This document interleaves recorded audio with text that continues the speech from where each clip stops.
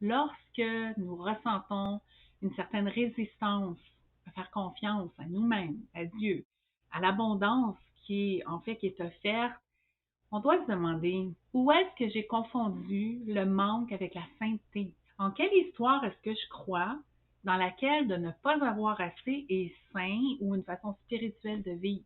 Est-ce que je crois vraiment qu'un Dieu pur et aimant souhaite que je lutte constamment? Si je pouvais me voir libre de la peur, dans quelle vie est-ce que je me permettrais d'entrer?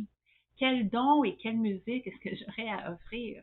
Je vais faire une petite parenthèse ici sur le lien entre la spiritualité et la pauvreté et l'histoire de Jésus qui était pauvre. J'ai été élevée en entendant qu'il n'y avait pas grand-chose et qu'il disait de laisser derrière toute la richesse. Donc, ça ancrait la croyance qu'être spirituel, c'est être pauvre ou de ne pas avoir grand-chose et qu'on doit être d'accord avec ça.